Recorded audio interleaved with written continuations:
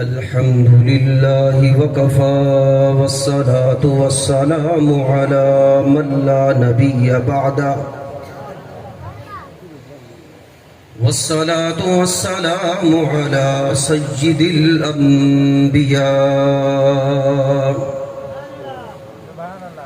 وخاتم النبيين وعلى آله وأصحابه أجمعين ونشهد أن لا إله إلا الله وحده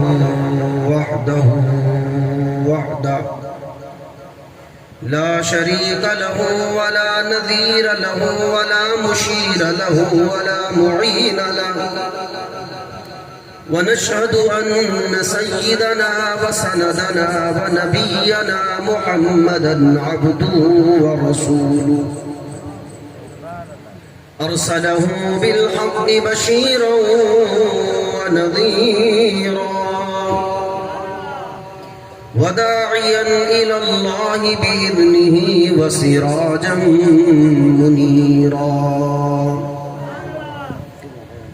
أما بعد فأعوذ بالله السميع العليم من الشيطان الرجيم بسم الله الرحمن الرحيم وإذ أخذ الله ميثاق النبيين لما آتيتكم من كتاب وحكمة ثم جاءكم رسول مصدق لما معكم لتؤمنن به ولتنصرنه وقال النبي صلى الله تعالى عليه وسلم لا يؤمن أحدكم حتى أكون أحب إليه من والده وولده والناس أجمعين أو كما قال النبي صلى الله تعالى عليه وسلم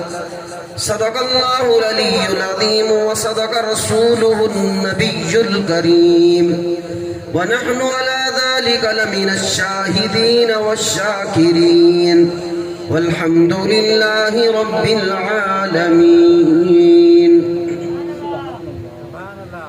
محبت کے ساتھ عبادت سمجھ کر سرکار دو عالم امام الانبیاء سید المرسلین شمس الضحیٰ خیر الورا حضرت محمد صلی اللہ تعالی علیہ وسلم پر درود شریف پڑھ لیجیے. اللهم صل على محمد وعلى آل محمد كما صليت على إبراهيم وعلى آل إبراهيم إنك حميد مجيد. اللهم بارك على محمد وعلى آل محمد كما باركت على إبراهيم وعلى آل إبراهيم إنك حميد مجيد. میرے انتہائی واجب الاحترام وقابل صد احترام وسیع وقار محترم مکرم معزز سامعین حضرات، خصوصاً ہمارے محترم مکرم مدیر جامعہ حضرت مولانا پیر عتیق الرحمن صاحب دامت برکاتہم العالیہ اور ہمارے انتہائی مکرم تلمیذ رشید مفتی منور صاحب زیدہ مجدہم مولانا سلیم صاحب اور دیگر رفاع کرام اور اساتذہ کرام اور آنے والے تمام مہمانان گرامی، اللہ ہماری حاضری کو ایسے قبول و مقبول فرمائے کہ سرکار دو عالم امام الانبیاء سید المرسلین شمس الضحیٰ خیر الورا خیر الانام کی برکت سے اللہ ہمیں حضور کی سفارش نصیب فرمائے. ناراض تھے بدے ہو جائیں. ماشاءاللہ اتنا خوبصورت اجتماع مولانا عتیق صاحب انہ دے معاونین میں تا اے سوچینا بھی ہمیں عام مجمع کار چھوٹا جا مجمع ہو سی میں کو نہ پتہ ہی ماشاءاللہ اتنا بڑا مجمع انہ دی محنت نسیں دی پئی. اللہ اس مدرسے کو دن دگنی رات چگنی ترقیہ نصیب فرمائے. اللہ کی قسم کسی جگہ پر مدرسے کا ہونا صرف نعمت نہیں، باعث رحمت بھی۔ آج کا موضوع سیرت النبی صلی اللہ تعالی علیہ وسلم کے عنوان سے معنون ہے۔ ابھی ہمارے علامہ ریاض صاحب فرما رہے تھے کہ تسا نعت خاتے سبحان اللہ لیا کھاتا ساڑھے اکھنال کی میں سبحان اللہ۔ اللہ ان کی زندگی میں برکت عطا فرمائے۔ بس ایک حدیث سبحان اللہ کی سنا دوں، پھر شاید آپ کے دل میں ایک اہمیت پیدا ہو۔ میں اگر سارا دن اور ساری رات اور شب و روز اور لیل و نہار، ہر آن ہر گھڑی ہر لمحہ ہر لحظہ اپنی بات کرتا رہوں اور کرتا رہوں اور کرتا رہوں، اور شب و روز گزرتے رہے، لیل و نہار گزرتے رہے، ہفتہ مہینہ گزرتا رہے، اور آپ کی زبان سے نکلے ہوئے سبحان اللہ کے برابر نہیں ہو سکتا۔ میرا جی چاہتا ہے جیسے ان حضرات نے مجھے بلایا اور میں رسول پاک علیہ السلام کی منقبت بیان کر کے حضور کے عاشقوں میں اپنا نام لکھواؤں، ذرا تم بھی سبحان اللہ کہہ کر اللہ کے برگزیدہ بندوں میں نام لکھو۔ حضرت داؤد علیہ السلام نے اللہ سے مناجات کی کہ میرے مولا وہ اعمال نامہ، وہ ترازو دکھا جس میں لوگوں کے اعمال تو تولے گا۔ اللہ سبحانہ وتعالی نے آسمان کے سارے دروازے ہٹا دیے اور وہ ترازو دکھایا جس میں لوگوں کے اعمال تلیں گے۔ حضرت داؤد علیہ السلام دیکھ کر حیران ہو گئے، وہ ترازو اتنا طویل اتنا طویل اتنا وسیع تھا کہ زبان سے بے اختیار نکل گیا۔ اللہ اس ترازو کو کن لوگوں کے اعمال بھر سکیں گے؟ میں قربان جاؤں آپ پر، میں قربان جاؤں امام الانبیاء کے امتی پر، میں قربان جاؤں امام الانبیاء کے عاشقوں پر، میں قربان جاؤں سیرت النبی صلی اللہ تعالی علیہ وسلم سے محبت کرنے والوں پر۔ میرے نبی نے فرمایا داؤد علیہ السلام حیران ہو رہے ہیں اس ترازو کو کون بھرے گا، پر میری امت اگر ایک بار سبحان اللہ کہہ دے، ایک بار الحمدللہ کہہ دے، صحیح اور صحیح حدیث سبحان اللہ والحمدللہ تملأ المیزان۔ داؤد علیہ السلام تو حیران ہو رہے ہیں اس ترازو کو بھرے گا کون؟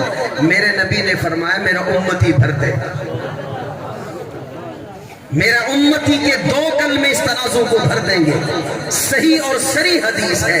مولانا عتیق الرحمان صاحب، مولانا مفتی منور، سارے حضرات علماء کرام تصدیق کریں گے حدیث صحیح بھی ہے اور صریح بھی ہے۔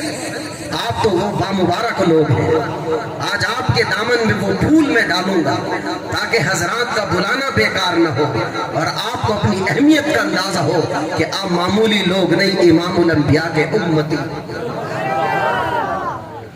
سرکار دو عالم صلی اللہ علیہ وسلم کے صحابہ جب دریا پر گھوڑے دوڑا رہے تھے، قربان جائیے دریا کی ہمت نہ ہوئی کہ صحابی تو صحابی کے گھوڑے کو بھی ڈبا سکے، تو کسی نے زبان حال سے پوچھا اے دریا تیری تو گہرائی بہت زیادہ ہے، اے دریا تیری تو گہرائی بہت زیادہ ہے، تو نے ان کو ڈبایا کیوں نہیں؟ قربان جائیے دریا نے زبان حال سے کہا تم میری گہرائی کو دیکھ رہے ہو، نبی کے صحابہ کی اونچائی کو کیوں نہیں دیکھ رہے؟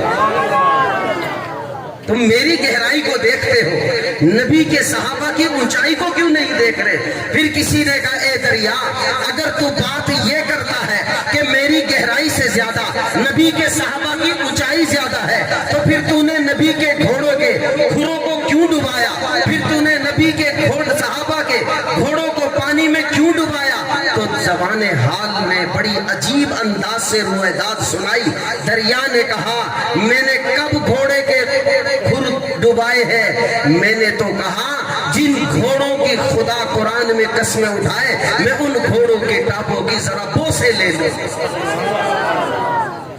اس لیے بخاری شریف کی روایت ہے ایک مرتبہ حضرت حسان رضی اللہ تعالیٰ عنہ تشریف لائے، فرمانے لگے یا رسول اللہ میرا جی چاہتا ہے میں آپ کی تعریف کروں، آپ کی منقبت بیان کروں، آپ کی شان بیان کروں، پر میرے نبی نے ہاں نہ کی۔ کیوں نہیں کی؟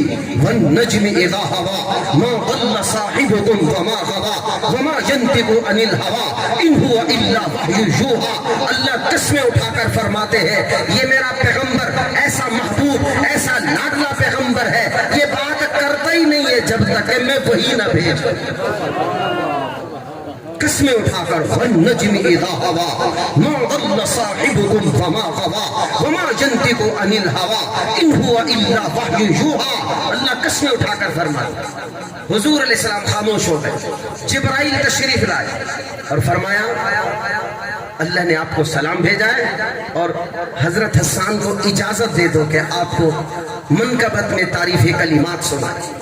حضور علیہ السلام نے فرمایا ایدک اللہ بروح القدس من، اے حسان اب بات میری نہیں ہے، اب بات رب العالمین کی ہے۔ اور عجیب جملے آپ نے سنے ہوئے ضرور ہوں گے، لیکن آج میں آپ کو ان جملوں کی گہرائی سے اور پھر آخر میں جس بات کا حضرت حسان بن ثابت رضی اللہ تعالیٰ نے اقرار کیا وہ بھی کمال کا۔ حضور علیہ السلام نے فرمایا قومی یا حسان، کھڑے ہو جاؤ، اب بات میری نہیں، اب بات رب العالمین کی ہے۔ اب جبرائیل علیہ السلام کی تائید تجھے حاصل ہو گئی۔ اب حضرت حسان کھڑے ہو، قربان جائیے جب رسول اللہ صلی اللہ علیہ وسلم کے چمکتے چہرے پر، جب رسول پاک علیہ السلام کے پر نور چہرے پر نظر پڑی تو ایک شعر، ویسے تو بہت کہے لیکن یہ 4 اشعار زینت بن گئے۔ احسن منک لم تر قط عینی، عجیب جملہ تھا، احسن منک لم تر قط عینی، یا رسول اللہ آپ کی میں کیا تعریف کروں، آپ تو اتنے حسین اور جمیل اور محجبین ہیں کہ میری آنکھ نے آپ جیسا کبھی دیکھا ہی نہیں۔ اگلا مصرع اس سے اوپر آیا، وَأَجْمَلُ مِنْكَ لَمْ تَلِدِ النِّسَاء، خود ہی اقرار کر رہے ہیں، حضرت حسان خود ہی اقرار کر رہے ہیں یا رسول اللہ آپ سے زیادہ حسین چہرہ آنکھ دیکھتی کیسے، کسی ماں نے جنا ہی نہیں آپ جیسا کوئی ہے۔ پہلے مصرے میں احسن کا استعمال کیا، دوسرے مصرے میں اجمل کا استعمال کیا اور اشارہ کر دیا احسن منک لم تر قط عینی واجمل منک لم تلد النساء۔ یا رسول اللہ آپ ظاہری طور پر حسین و جمیل محجبین ہیں، میری آنکھ نے دیکھا نہیں، اور آپ جیسا باطنی صفات والا کسی ماں نے پیدا کیا ہی کوئی۔ اب جو اگلا مصرع ہے وہ قرآن پاک کی آیت، دیکھو اصول یہ ہے کہ حدیث قرآن کی تشریح کرتی ہے، لیکن یہاں عجیب حضرت حسان نے مصرع کہا کہ وہ قرآن پاک کی تشریح بن گئے۔ اور کیا ہوا؟ قرآن کیا کہتا ہے؟ هو الذی یصورکم فی الارحام کیف یشاء، اللہ وہ ذات ہے ماں کے رحموں میں جیسی چاہے صورتیں بنائے، کسی کی صورت کالی ہو، کسی کی صورت گوری ہو، کسی کی صورت چمکدار ہو، کسی کی صورت غیر چمکدار ہو، کسی کی صورت دھبے والی ہو، کسی کی صورت صاف شفاف ہو۔ هو الذی یصورکم فی الارحام کیف یشاء، جیسا اللہ چاہے گا ویسے ماں کے رحموں میں صورتیں بنائے گا۔ لیکن حضرت حسان فرمانے لگے میں کیا کہوں یا رسول اللہ، خلقت مبرأ من کل عیب کأنک قد خلقت کما تشاء۔ قرآن کا اصول تو یہ، قرآن کا ضابطہ تو یہ، قرآن کا قاعدہ تو یہ، اللہ ماں کے رحموں میں جیسے چاہے صورتیں بنائے۔ پر یا رسول اللہ مجھے یوں لگتا ہے اللہ نے یہ قانون بدل ڈالا، ضابطہ بدل ڈالا، ماں کے رحموں میں جیسے خود چاہتا ہے صورتیں بناتا ہے، پر جب بات آپ کی آئی، جب بات آپ کی صورت کی آئی، اللہ نے قانون بدل کر فرمایا اب میرے محبوب اب بات میری نہیں، جیسے تو چاہے گا تیری صورت بنا ڈالوں گا۔ خلقت مبرأ من کل عیب، یا رسول اللہ میں جس زاویے سے آپ کو دیکھتا ہوں اس زاویے سے آپ حسین و جمیل اور محجبین ہیں۔ کأنک قد خلقت کما تشاء، مجھے تو یوں لگتا ہے آپ بتاتے گئے رب بناتا چلا گیا۔ اور آخری مصرع جو بڑی عجیب انداز میں قربان جائیے اگر یہ مصرع آپ سمجھ گئے تو آج یہاں بیٹھنا سمجھو گے۔ حضرت حسان رضی اللہ تعالیٰ عنہ نے اتنے خوبصورت اشعار میں حضور علیہ السلام کی تعریف اور منقبت کی تو دل میں شیطان ڈال سکتا تھا، حسان تیرے جیسی تعریف کون کر سکتا ہے، تو نے تو نبی کی شان کو بلند کر دیا۔ قربان جائیے قربان جائیے، آگے کیا فرماتے ہیں؟ ما ان مدحت محمدًا بمقالتی ولکن ان مدحت مقالتی بمحمدی۔ عجیب جملہ کہہ کر بات کو سمیٹا، اور کیا اس کی تشریح کمال ہے۔ واقعی حضرت حسان رضی اللہ تعالیٰ عنہ نے بڑی عجیب بات کہی، ما ان مدحت محمدًا بمقالتی ولکن مدحت مقالتی بمحمدی۔ یا رسول اللہ، میرا مقالہ، میرے اشعار تو ایسے تھے سننے کے قابل ہی کوئی نہیں تھے، کون مجھے شاعر مانتا، کون مجھے شاعر سمجھتا، کون میرے اشعار کو اتنی اہمیت دیتا، میں تو کسی کھاتے کا تھا نہیں، میرے مقالہ میرا اشعار کسی قیمت کے تھے نہیں، جب میں نے آپ کی طرف ان اشعار کی نسبت کی ہے تو جیسے آپ باکمال ہیں، جیسے آپ اعلیٰ ہیں، آپ کی طرف میرے اشعار کی جب نسبت ہوئی میرے اشعار بھی سب سے اعلیٰ، میرا مقالہ آپ کی طرف نسبت سے اونچا ہوا ہے۔ تو آپ کا سیرت النبی صلی اللہ علیہ وسلم کی مجلس میں آنے کی برکت سے آپ کا مقام بھی سب سے اعلیٰ ہو گیا۔ اگر آپ کو میں دلیل دوں ناراض نہ ہونا، لوگ دو طرح کے مجھے نظر آئے ہیں، اسی آتے وقت دو طرح کے لوگ نظر آئے ہیں۔ بات اشارے سے سمجھنا، میں کبھی اختلافی بات نہیں کرتا، میں کبھی تفرقے کی بات نہیں کرتا، میں انتشار کی بات نہیں کرتا، لیکن بات حق کی کرتا ہوں اور قرآن و حدیث کی روشنی میں کرتا ہوں۔ مجھے دو طرح کے لوگ نظر آئے، مجھے دو طرح کے لوگ نظر آئے۔ ایک مجمع ایسا بھی نظر آیا جس کے ہر فعل سے، ہر انداز سے، ہر قول سے، ہر عمل سے نبی کی سنت کی دھجیاں اڑتی نظر آئی، اور ایک مجمع آپ کا ہے جس کی شکل و صورت اور چال ڈھال میں نبی کی سنت کا نور نظر آیا۔ یہ تقسیم کس نے کی ہے؟ یہ چناؤ کس کا ہے؟ آپ اور وہ شکل و صورت میں ایک جیسے، آپ اور وہ چال ڈھال میں ایک جیسے، آپ اور وہ گفتگو میں ایک جیسے، آپ اور وہ تجارت اور معیشت میں ایک جیسے، آپ اور وہ بیوی بچوں میں ایک جیسے، آپ اور وہ رہائش میں ایک جیسے، آپ اور وہ معاش اور معیشت میں ایک جیسے۔ اللہ، یہ تقسیم کیسے ہو گئی؟ ایک نبی کا شیدائی بن گیا ہے، دوسرا بھی نبی کا شیدائی کہلواتا ضرور ہے، پر ہر عمل سے نبی کی سنت کو روندتا نظر آتا ہے۔ اور مثال سے سمجھو یہ تقسیم کیسے ہو گئی؟ ایک صدیق جیسا بن رہا ہے، ایک صدیق جیسا بن رہا ہے، ایک عمر فاروق جیسا بن رہا ہے، ایک صحابہ کی مخالفت جیسا بن رہا ہے۔ اللہ، میں کیوں نہ تیرا شکر ادا کروں کہ اس جامعہ کی برکت سے تو نے ہمیں سنتوں کا شیدائی بنا دیا۔ آپ کو ایک اور حدیث سناؤں، سبحان اللہ کہو ذرا، اونچا کہو سبحان اللہ۔ ماشاءاللہ جس انداز سے انہوں نے محنت کی ہے، میں آپ کو چند اہم باتیں بھی عرض کروں اور ایک قیمتی بات عرض کرتا ہوں، سبحان اللہ کہو ذرا۔ سیرت النبی صلی اللہ علیہ وسلم یہ صرف صفات نبی اس کا عنوان قائم نہیں ہو سکتا، صرف صفات النبی اس بات کو پورا نہیں کر سکتا، بلکہ سیرت النبی صلی اللہ علیہ وسلم وہ خوبصورت عنوان ہے کہ اگر آپ تاجر ہو سیرت النبی کا مطالعہ کرو، تجارت میں برکت نظر آئے گی۔ اگر آپ معیشت کے میدان میں دوڑتے ہو، سیرت النبی کا مطالعہ کرو، معیشت کے میدان میں تمہیں ترقی نظر آئے گی۔ اگر آپ دکاندار ہو سیرت النبی کا مطالعہ کرو، آپ کو دکانداری میں ترقی نظر آئے گی۔ اگر آپ کاشتکار ہو سیرت النبی کا مطالعہ کرو، کاشتکاری میں ترقی نظر آئے گی۔ اگر آپ اہل و عیال والے ہو سیرت النبی کا مطالعہ کرو، اہل و عیال میں رحمت، اطاعت اور فرما برداری نظر آئے گی۔ اگر آپ ریڑھی لگانے والے ہو سیرت النبی کا مطالعہ کرو، مال میں برکت ہوتی نظر آئے گی۔ اگر آپ عمر کے بڑے ہو سیرت النبی کا مطالعہ کرو، وقار بلند ہوتا نظر آئے گا۔ اگر آپ نوجوان ہو سیرت النبی کا مطالعہ کرو، آپ کی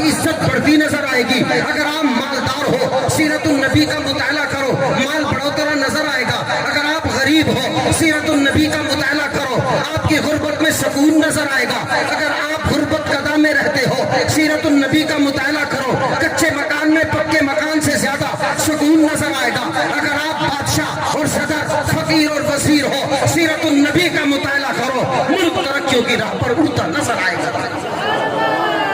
دلیل دیتا ہوں، یہ ہے دعویٰ۔ آپ کو وہ پیارے نبی کی سیرت ملی ہے،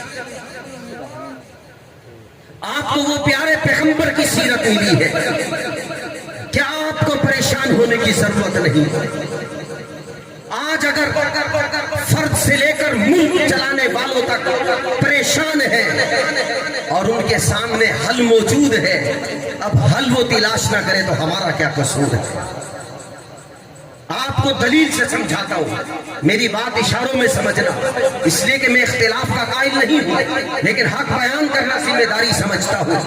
آپ کو میں ایک دو دلیلوں سے سمجھاتا ہوں۔ ایک صحابی رسول، سرکار دو عالم، امام الانبیاء، سید المرسلین، شمس الضحیٰ، خیر الورا، حضرت محمد صلی اللہ علیہ وسلم کے پاس آ کر اپنا دکھڑا سنا، یا رسول اللہ مجھے لگ گئی تھی سر میں چوٹ، اب میں کوئی کام کرتا ہوں نقصان ہوتا ہے، اب میں تجارت کرتا ہوں خسارہ ہوتا ہے۔ قربان جائے امام الانبیاء سید المرسلین حضرت محمد صلی اللہ تعالیٰ علیہ وسلم نے فرمایا، اس در پر کوئی بھی آدمی دکھی آتا ہے پر سکھ ہو کر جاتا ہے، سکھ ہی جاتا ہے، سکھ لے کر جاتا ہے۔ حضور علیہ السلام نے فرمایا پریشان ہونے کی ضرورت نہیں، غمزدہ ہونے کی ضرورت نہیں، جب تو خرید و فروخت کرے یہ پڑھ لیا کر، لا خلابت لا خلابت لا خلابت لا خلابت، وفی روایت اخری لا خلابت لی، یہ پڑھتا رہا کر، یہ پڑھنا تیرا کام ہے، تجارت میں فروغ دینا، برکتیں دینا میرے رب کا کام ہے۔ مسئلہ حل ہو گیا۔ ایک صحابی آتے ہیں، یا رسول اللہ میرا ابا میرے مال سے چرا لیتا ہے، کھاتا پیتا ہے، اجازت نہیں لیتا۔ حضور علیہ السلام نے بلایا، بلاؤ بھی اس کے پاس۔ باپ پریشان، بیٹے کو پال پوس کر کتنا بڑا کیا اور میری ہی شکایت پہنچا دی، اور چند اشعار کہے، وہ تفصیل کی بات نہیں سنتے رہتے ہوں گے، لیکن جو نقطے کی بات ہے وہ سمجھا رہا ہوں۔ اب بیٹے نے شکایت کی، کس کی؟ باپ کی۔ حالانکہ باپ ماں باپ کے مقام کو یہ جانتا نہیں ہے۔ حدیث میں آتا ہے خمس من العبادات النظر الی الوالدین، تم کیا جانو والدین کے مقام عالی شان کو، تم صرف ماں باپ کو دیکھتے بھی رہو۔ میرے نبی نے فرمایا جب تک تمہاری نظر تمہارے ماں باپ کے چہرے پر رہے گی، فرشتے مصروف رہیں گے، تو باپ کو دیکھ، فرشتے تیرے نیکیاں لکھے، تو ماں کو دیکھتا ہے فرشتہ نیکیاں لکھنے دے۔ تو ابا سے یہ بھی نہیں پوچھتا کیا حال ہے، تو پریشان بھی نہیں ہے، صرف ماں باپ کے پاس جا کر بیٹھ جاتا ہے۔ اور ایک اور حدیث میں کیا فرمایا، صرف بیٹھتا ہے، ابھی حال نہیں پوچھا، ابھی ابا سے یہ نہیں کہا ابا جی طبیعت سناؤ، ابا جی حال بتاؤ، ابا جی کیسی طبیعت، ابھی یہ نہیں پوچھا، صرف ماں باپ کو جا کر دیکھا ہے۔ میرے نبی نے فرمایا عمرہ اور حج تو بہت کرتے ہیں، پر ماں باپ کو جو دیکھنے کا حج عمرے کا ثواب ملتا ہے، وہ مقبول عمرے کا ثواب اللہ عطا فرماتا۔ اور آج بھی ماشاءاللہ مہر سکائی موروز والوں نے آپ کو ایک عمرے کا ٹکٹ کا اعلان کیا ہے۔ چلو ہم آپ کو ایک گرو کی بات بتاتے ہیں، ایک بڑی قیمتی بات بتاتا ہوں، سبحان اللہ کہو ذرا۔ مہر سکائی والوں نے ایک عمرے کا ٹکٹ تو دیا ہے، اور آپ میں سے ہر ایک کی خواہش یہ ہوگی کہ کاش میرا نکل جائے، خواہش ہے۔ تو میں یہ کہتا ہوں کہ صاحب چلو جس کا بھی نکل جائے، وہ کھڑے ہو کر یہ وعدہ کرے میں غلاف کعبہ پکڑ کر سارے مجمع کی دعا کروں گا، اللہ انہیں موت نہ دینا جب تک کہ بیت اللہ کی زیارت نہ کرے۔ کہتے تیر ایک اور شکار بہت سارے ہوتے، اور بیت اللہ پر غلاف کعبہ پکڑ کر جب کوئی دعا مانگتا ہے اللہ رد نہیں کرتا۔ سن 2008 میں جب ہم حج پہ گئے، ویسے اکثر سفر ہوتا رہتا ہے، لیکن جب حج پر گئے تو ایک ایسا مرتے کلندر آج بھی میری آنکھوں میں اس کے سارے حالات ہیں. میں آج بھی اس کے لیے دعائیں کرتا ہوں. اپنے ماں باپ کو حج کرا رہا تھا لیکن باپ دیوانہ تھا اور ماں مریضہ تھا. ایک کو سنبھالتا دوسرا نکل جاتا, دوسرے کو سنبھالتا ایک نکل جاتا, تو ماں کو ساتھ رکھتا تھا یہ بیمار ہے, اور باپ ذرا دیوانہ تھا اس کو چھوڑ دیتا تھا. تو ہم نے اس کو کہا کہ تم اس کو چھوڑ دیتے ہو, ملتا کہاں سے ہے؟ سبحان اللہ کہو, ذرا اونچا کہو سبحان اللہ, اور اونچا کہو سبحان اللہ. ہم نے کہا صاحب ابا کو کہاں سے ڈھونڈتے ہو؟ کہتے میں ڈھونڈتا نہیں ہوں, میں بیت اللہ جا کر غلاف کعبہ پکڑ کر کہتا ہوں تیرے مہمان ہیں, ابا میرا گم ہو گیا ہے, اللہ یہی میرا ابا کو پہنچا, میں غلافہ کعبہ کا پکڑ چھوڑتا ہوں, ابا نظر آ رہے ہوتے ہیں. اس لیے جس کا بھی ٹکٹ نکل جائے, جو وہ کوئی بھی خوش نصیب ہے, اس کو یہ وعدہ کرنا چاہیے کہ میں انشاءاللہ جب پہنچوں گا بیت اللہ, غلاف کعبہ پکڑ کر ایک دعا کروں گا کہ اس جامعہ میں جو بھی سیرت النبی صلی اللہ تعالیٰ علیہ وسلم کے اجتماع میں شریک ہوئے ہیں, اللہ تو سب کو مرنے سے پہلے ایک مرتبہ بیت اللہ کی زیارت کرا. آپ حیران ہوتے ہیں, لوگ کہتے ہیں جی 2.5 لاکھ روپے لگتے ہیں, پتہ نہیں اب شاید کم ہو گئے, کم نہیں ہوئے, کم ہوئے, کافی کم ہو گئے. چلو ہم کہتے ہیں 2 لاکھ روپے بھی اگر عمرے کے لگے, 2 لاکھ روپے بھی اگر ایک عمرے پہ لگتے ہیں, صاحب پہلی نظر بیت اللہ پر پڑتی ہے, پیسے تو وہی پورے ہو جاتے ہیں, باقی تو نفع ہے. دعویٰ ہے, دلیل کیا ہے؟ اذا زلزلت الارض زلزالها واخرجت الارض اثقالها وقال الانسان ما لها يومئذ تحدث اخبارها. یہ نص قطعی ہے, آیت قرآنی ہے, یہ قرآن ہے اور قرآن ہے اور قرآن ہے اور قرآن ہے اور قرآن ہے, اللہ کی کلام ہے اور کلام الہی ہے اور کلام الہی ہے اور اللہ کی کتاب ہے. ایک ایک پارہ سچا ہے, ایک ایک رکوع سچا ہے, ایک ایک آیت سچی ہے, اس کی صبر بھی سچ اور زیر بھی سچ اور پیش بھی سچ ہے, اور یہ آیت بھی سچی ہے. یومئذ تحدث اخبارها, یومئذ تحدث اخبارها, یومئذ تحدث اخبارها. تو جہاں سجدہ کرے گا, جہاں تو جا کر رکوع کرے گا, جس جگہ بیٹھ کر تو قرآن پاک کی تلاوت کرے گا, جہاں بیٹھ کر تو اللہ کی حمد و ثنا کرے گا, جہاں بیٹھ کر تو سرکار پر درود بھیجے گا. یہ قرآن پاک کی آیت بتلاتی ہے. زمین کو وہی ٹکڑا آ کر بارگاہ الہی کے اندر تیرے ایمان کی گواہی دے گا. مجھے بتاؤ تو صحیح, جب تم بیت اللہ جا کر نماز پڑھو گے اور تمہارا سر بیت اللہ کی دیوار پر لگے گا, غلاف کعبہ پر لگے گا, حتیم کعبہ میں لگے گا, صفا مروہ کے درمیان جائے گا, مقام ابراہیم پر تمہارا سر زمین پر لگے گا, میں کیوں نہ کہوں قرآن جا کر گواہی دے گا, اللہ تو اس کی بخشش کر, اس کی مغفرت کر, اس کے ایمان کی گواہی زمین کا کوئی عام ٹکڑا نہیں, اس کے ایمان کی گواہی بیت اللہ کی دیواریں دے گی, اس کے ایمان کی گواہی مقام ابراہیم دے گا, اس کے ایمان کی گواہی صفا مروہ کے درمیان گزرنے والے راستے دیں گے, اس کے ایمان کی گواہی حتیم کعبہ دے گا. پیسے تو پہلی نظر میں پورے ہو جاتے ہیں, اور ابھی تو مدینہ کا سفر آلہ ہے. اللہ سب کو مدینے کا سفر نصیب فرمائے. ایسے نہیں, شیخ الہند رحمت اللہ علیہ نے فرمایا گنبد خضرا کو دیکھ کر صرف گنبد خضرا دیکھا ہے, ابھی حاضری نہیں ہے, گنبد خضرا کو دیکھا ہے, اور ایک دیر تک دیکھتے رہے. مریدین گھوم کر آ کر کہتے ہیں حضرت کیا دیکھ رہے ہو, کیا دیکھ رہے ہو, اس سبز رنگ کے گنبد پر کیا دیکھ رہے ہو؟ حضرت شیخ الہند رحمت اللہ علیہ نے فرمایا تمہیں کیا بتاؤں, آؤ میں تمہیں بتاتا ہوں میں کیا دیکھ رہا ہوں. میں ایک طرف جنت کو رکھتا ہوں, ایک طرف گنبد خضرا کو رکھتا ہوں, ایک طرف جنت کے حوروں کو سور کو رکھتا ہوں, ایک طرف گنبد خضرا کو رکھتا ہوں, ایک طرف جنت کے محلات کو رکھتا ہوں, ایک طرف گنبد خضرا کو رکھتا ہوں, ایک طرف جنت کے حسین و جمیل ماہ و جبین حسین مناظر کو رکھتا ہوں, اور ایک طرف گنبد خضرا کو رکھتا ہوں. پھر اپنے وجدان کا اظہار یوں کیا, آئے جنت تجھ میں حور و قصور رہتے ہیں, آئے جنت تجھ میں حور و قصور رہتے ہیں. میں نے مانا کہ ضرور رہتے ہیں, پر اے جنت میرے دل کا طواف کر, اس میں حضور رہتے ہیں. وہ خوش نصیب لوگ کہ جن کو اللہ نے اپنے محبوب صلی اللہ علیہ وسلم کی اس سیرت کی برکت سے ایمان بھی دیا ہے، عقیدہ بھی صحیح،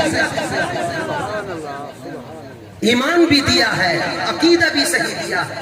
آج صبح جلالین میں پڑھا رہا تھا، اس امت کی خصوصیت اور خوبی نظر آئی، اور پورا گھنٹہ میں اسی آیت کے ایک حصے پر فَسَوْفَ يَأْتِ اللَّهُ بِقَوْمٍ يُحِبُّهُمْ وَيُحِبُّونَهُ، یہ آیت آئی جلالین میں۔ حیران ہو گیا کہ ہماری اتنی بڑی شان اور ہمیں پتہ بھی نہیں۔ اللہ نے پہلی امتوں کو دھمکی دی، اگر تم باز نہ آئے میں ایسی قوم پیدا کروں گا جو قوم اس نبی سے محبت کرے گی اور وہ نبی اپنی قوم سے محبت کرے گا۔ اور صاحب جلالین نے کہا وہ کوئی اور قوم نہیں، وہ میری امت ہے۔ آپ کی شان تو اتنا اونچا ہے، ایمان بھی اس مدرسے سے ملا ہے، عقیدہ بھی اس مدرسے سے ملا ہے۔ اگر یہ مدرسے نہ ہوتے میں مانتا کہ ایمان ہوتا، پر عقیدہ مدرسوں کی خاص محنت ہوتی ہے۔ ایمان تو واقعی اللہ کی خداداد نعمت ہے، وہ جس کو چاہے عطا کر دے۔ ایمان کا محافظ، ایمان کی حفاظت کرنے والا مضبوط قلعہ وہ عقیدہ ہے، اور عقیدہ قسمت والے کو ملتا ہے۔ اور یہ مدارس عربیہ کی محنت شاقہ، شب روز محنت کا نتیجہ ہوتا ہے۔ بخت نصر نے ایک خواب دیکھا، بخت نصر بھی اس کو پڑھا جاتا ہے، بخت نصر بھی پڑھا جاتا ہے۔ حضرت دانیال علیہ السلام کے یہ دور کا ہے، یہ ان 4 بادشاہوں میں سے ہے جس نے پوری دنیا پر حکومت کی۔ مزاج جب پوری دنیا پر حکومت ہو تو مزاج بھی ویسے ہی بن جاتا ہے۔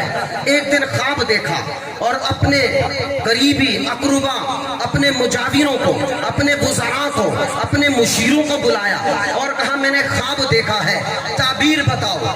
مجاوروں نے کہا، مشیروں نے کہا، بادشاہ سلامت خواب بتاؤ۔ بخت نصر دماغ کا عجیب تھا، کہنے لگا خواب بھی تم ہی بتاؤ گے، تعبیر بھی تم ہی بتاؤ گے۔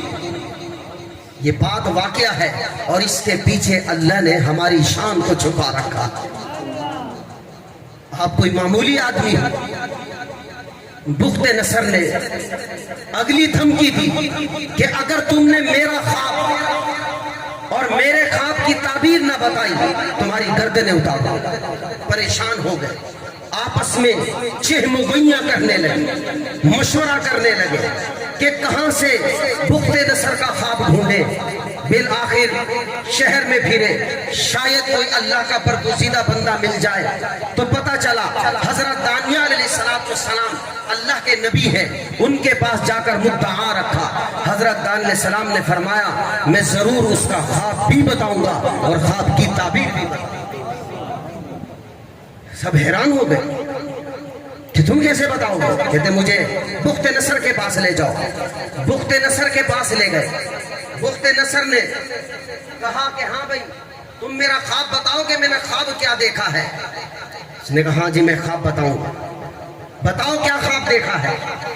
کہا کہ تم نے خواب میں ایک بت دیکھا ہے جس کا سر سونے کا ہے، جس کا سینہ چاندی کا ہے، جس کا پیٹ سے ناف تک پیتل کا ہے اور ناف سے لے کر پاؤں تک یہ مٹی کا ہے۔ اس نے کہا بالکل سچ کہا۔ کہتے اور بھی تو نے دیکھا، آسمان سے ایک پتھر آتا ہے، تیرے خواب میں بت جو نظر آتا ہے اس کے سر پر لگتا ہے اور وہ بت پاش پاش ہو کر ریزہ ریزہ ہو جاتا ہے۔ پھر آگے بھی سن، وہ پتھر لگنے کے بعد اتنا بڑا ہوتا ہے کہ وہ سارے عالم میں چھا جاتا ہے، پھر تیری آنکھ کھل جاتی ہے۔ اس نے کہا کہ خواب تو سچا ہے، تعبیر بھی بتا، لیکن تعبیر سے پہلے یہ بتا دے کہ تجھے یہ خواب کی توجی اور اشارے کہاں سے ملتے ہیں۔ اس نے کہا پہلے تعبیر سن پھر وجہ بھی بتاتا ہوں۔ تو کہنے لگے یہ جو تمہارا بت ہے یہ وہ تمہارے مشرکان معبودان باطلہ ہیں، لیکن جو اوپر سے پتھر آ رہا ہے یہ ایک آخری زمان پیغمبر آئیں گے، امام الانبیاء ہوں گے، سید المرسلین ہوں گے، شمس الضحیٰ ہوں گے، خیر الانام ہوں گے، خیر الانام ہوں گے۔ ایسا پیغمبر پر جب کتاب اترے گی، وہ کتاب کو تشبیہ اس پتھر سے دی ہے، جب کتاب اترے گی دنیا کے سارے بت ریزہ ریزہ ہو جائیں گے، دنیا کے سارے مشرکان سارے زیر صلی اللہ علیہ وسلم کا، اور اس کی امت سارے انبیاء کی امت سے فائق اور بلند ہے۔ آپ ایسے باکمال لوگ، تو اگر آپ کسی مسئلے میں پریشان ہو جاؤ، آپ کی بیوی نافرمان، سیرت النبی صلی اللہ علیہ وسلم کے اسی پہلو کا مطالعہ کرو، اس لیے کہ سیرت النبی صلی اللہ علیہ وسلم کا صرف ایک پہلو نہیں، آپ امام الانبیاء ہیں، یہ سیرت النبی کا ایک پہلو ہے، آپ خاتم النبیین ہیں، یہ سیرت کا ایک پہلو ہے، آپ کی ولادت باسعادت ہوئی، سیرت کا ایک پہلو ہے، آپ کا بچپن کیسے گزرا، سیرت کا ایک پہلو ہے، آپ کی جوانی کیسے گزری، سیرت کا ایک پہلو ہے، آپ کا بڑھاپا کیسے گزرا، سیرت کا ایک پہلو ہے، آپ ازواج مطہرات کے ساتھ کیسے برتاؤ کرتے تھے، سیرت کا ایک پہلو ہے، آپ کے بیٹے ہوتے ہیں، سیرت کا ایک پہلو ہے، بیٹے زندہ ہو کر فوت ہو جاتے ہیں، سیرت کا ایک پہلو ہے، آپ کی بیٹیاں ہوتی ہیں، سیرت کا ایک پہلو ہے، بیٹیوں سے نسل چلتی ہے، سیرت کا ایک پہلو ہے، صدیق اکبر کو صداقت کا مل جانا میرے نبی کی سیرت ہے، عمر فاروق کو عدالت کا مل جانا میرے نبی کی سیرت کا ایک پہلو ہے، عثمان غنی ذوالنورین کو لقب مل جانا یہ میرے نبی کی سیرت ہے، حضرت علی حیدر کرار کو شجاعت اور اسد اللہ کا لقب مل جانا میرے نبی کی سیرت۔ آپ کو سیرت النبی صلی اللہ علیہ وسلم کے اندر ہر چیز کا حل ملے گا، ہر چیز کا حل، لیکن چونکہ یہ سیرت النبی صلی اللہ علیہ وسلم ملے گی کہاں سے؟ عملی طور پر مدارس سے ملتی ہے، عملی طور پر مدارس عربیہ سے ملتی ہے، اس لیے کہ آپ جب مدرسے میں داخل ہوتے ہیں ایک بچے کے سر پر کبھی پگڑی کبھی ٹوپی دیکھتے ہیں، نبی کی صورت نظر آتی ہے، آپ مدرسے کے ایک استاد کے چہرے پر سنت رسول دیکھتے ہو، نبی کی سیرت نظر آتی ہے، آپ مدرسے کے طالب علم کو صبح فجر کی نماز کے وقت منہ اندھیرے اللہ کے حضور جب کھڑا دیکھتے ہو، نبی کی سیرت نظر آتی ہے، آپ مدرسے کے طالب علم کو جب ماں باپ سے ادب و احترام سے بات کرتا دیکھتے ہو، نبی کی سیرت نظر آتی ہے، آپ جب مدرسے کے ایک مفتی کو صحیح لوگوں کی رہنمائی کرتا دیکھتے ہو، نبی کی سیرت نظر آتی ہے، آپ مدرسے کے جس زاویے سے دیکھو گے نبی کی سیرت نظر آئے۔ تو یہ مدارس عربیہ ہمارے لیے نعمت ہے، ہمارے لیے نہیں پورے ملک کے لیے نعمت ہے۔ میں اگر نئی دکان بناتا ہوں، میں اگر نیا گھر بناتا ہوں، میں مدرسے میں آ کر کہتا ہوں قاری صاحب، مفتی صاحب، مولانا، حضرت، شیخ ہمیں طلباء دے دو، کیوں کرو گے کہ ہم نے گھر بنایا ہے اس میں قرآن پڑھائیں گے، اگر ایک گھر میں قرآن پڑھنے سے برکت آ سکتی ہے تو ایک بستی میں مدرسے کی برکات بھی اتر سکتی ہے۔ اور یہ مدرسے عربیہ کو جو آپ دیتے ہو یہ ضائع نہیں جاتا۔ قرآن کیا کہتا ہے؟ من جاء بالحسنۃ فلہ عشر امثالھا، ضابطہ ہے جو ایک کرتا ہے، اس امت کی کوالٹی یہ ہے، خوبی یہ ہے کہ اللہ اس کو ایک کا 10 گنا عطا فرماتے ہیں، ایک کا 10 گنا۔ اگر آپ یہ چاہتے ہو کہ ہمارے مال میں خوب برکتیں ہو، آپ اگر یہ چاہتے ہو آج جو روزی ہم کمائے، یہ میں اپنی بات نہیں، میں صرف قرآن و حدیث سناتا ہوں، میں کبھی اختلافی بات نہیں کرتا، میں کبھی تفرقے کی بات نہیں کرتا، لیکن اگر آپ کی یہ خواہش، آپ کی یہ تمنا ہے، آپ یہ چاہتے ہیں کہ آج میری روزی میں برکت ہو، تو مشکات المصابیح کی روایت ہے، اللہ کے نبی نے فرمایا 2 فرشتے آسمان سے صبح ہر روز اترتے ہیں، اس جگہ اترتے ہیں، ہر قریہ قریہ اترتے ہیں، شہر شہر اترتے ہیں، چوک چوراہوں پر اترتے ہیں، گھر گھر اترتے ہیں، اور ایک فرشتہ کہتا ہے اللہم آتی منفقا خلفا، اے اللہ جو آج تیرے راستے میں دے اس کے دن میں جتنی بھی روزی آئی برکتوں والی بنا دے۔ فیقول آخر اللہم آتی ممسکا تلفا، دوسرا فرشتہ کہتا ہے اللہ آج تیرے راستے میں جو نہ دے اس کے مال سے برکتیں اٹھا لینا۔ ہم کہتے ہیں برکتیں آئیں گی جب سیلری زیادہ ہوگی، آج صبح جاتا ہوں، ایک اور حدیث ذہن میں آئی، سبحان اللہ کا، حضور علیہ السلام نے فرمایا فجر کے بعد نہ سویا کرو، ایک مرتبہ حضرت فاطمہ الزہرا رضی اللہ تعالیٰ عنہ سوئی ہوئی تھی. آپ گھر تشریف لائے. آپ نے فرمایا فاطمہ تم سو رہی ہو؟ یا رسول اللہ آرام کرنے کو دل چاہ رہا ہے. آپ نے فرمایا اس وقت نہ سویا کرو, اس وقت اللہ روزی تقسیم کرتا ہے, اور جو جاگ رہا ہوتا ہے اس کو برکتوں والی ملتی ہے, اور جو سو رہا ہوتا ہے اس کو بے برکتوں والی روزی ملتی ہے. اور آج ہمارے ہاں 70% سے زائد تاجر سوتے ہیں, اور پھر اتنا کمانے کے بعد بھی روتے ہیں. اتنا کماتے ہیں, کمرہ ایئر کنڈیشن بنا لیا, دفتر ایئر کنڈیشن بنا لیا, مسجد ایئر کنڈیشن بنا لی, سارے کے سارے گھر ایئر کنڈیشن ہو گئے. مخمل کے بستر آگے کہ سکون ملے گا, سکون ملے گا, سکون ملے گا. فرمایا سارے تم اسباب رات اختیار کر لو, سکون ایئر کنڈیشن میں نہیں, سکون تو میرے سامنے جھکنے میں ہے, سکون ایئر کنڈیشن میں نہیں ہے. تو میرے محترم بھائیوں, اگر آپ کا دل یہ چاہتا ہے کہ آج سارے دن روزی برکتوں والی ملے, تو پھر اس کا سب سے بہترین ذریعہ یہ ہے کہ صبح اللہ کے راستے میں دے.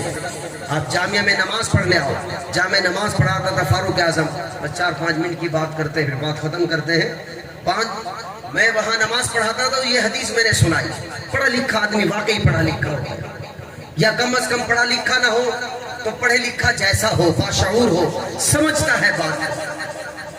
حیران ہوا اگلے دن سے مسجد کے گلہ جو باہر ٹپ ٹپ کی آوازیں آتی, کہ کبھی کیا ہو گیا. پتا چلا کہ سارے مقتدی ہر روز صبح کو صدقہ دے کر پھر تجارت پر جاتے ہیں. اس لیے کہ بات میری نبی ہے سید الانبیاء کی, بات میری نہیں ہے, امام الانبیاء کی ہے.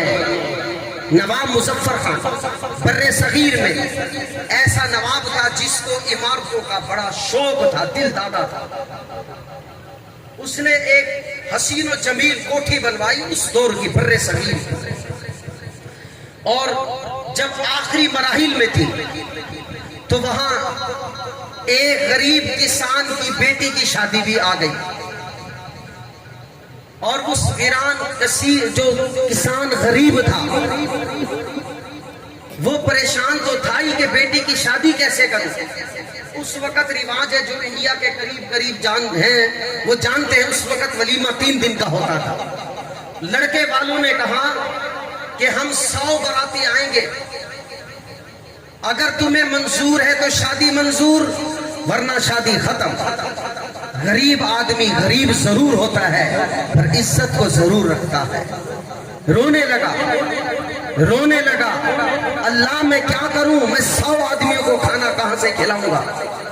اتنے میں چند شریر لڑکے گاؤں کے وہی تھے, اور اس نے کہا کہ تم ایسا کرو, نواب مظفر خان پہ چلے جاؤ, ان کی کوٹھی آخری مراحل میں ہے, ان سے کہو میری بیٹی کی شادی ہے, مجھے ذرا کوٹھی دے دو, میں اپنی بیٹی کی شادی کر لوں. اور چھپ گئے کہ دیکھتے ہیں نواب مظفر اس کو کتنی گالیاں دے گا, اور خوش ہوں گے ہم.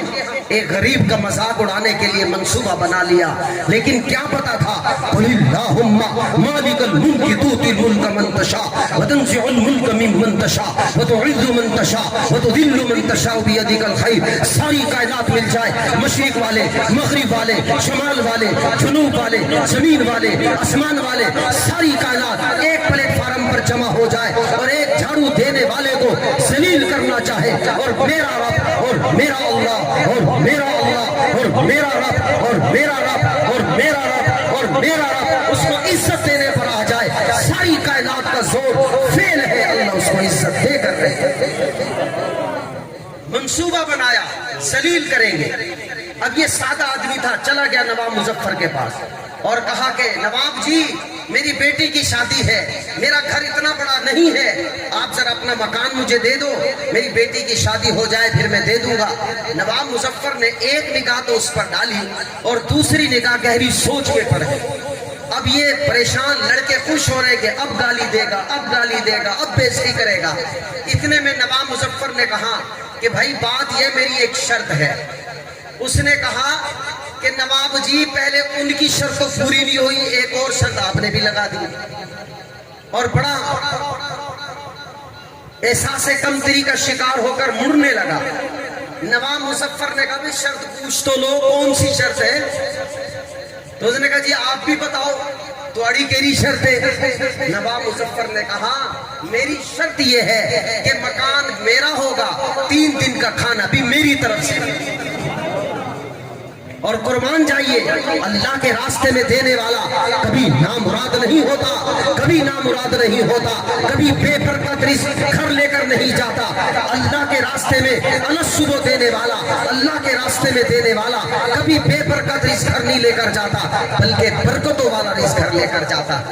نواب مظفر نے 3 دن کا کھانا بھی دے دیا، اس کے بعد بڑا خوش ہوا، پر نم آنکھیں ہیں کہ اللہ نے میری عزت بچا لی، لوگ مجھے ذلیل کرنا چاہ رہے تھے، اللہ نے میری عزت رکھ لی۔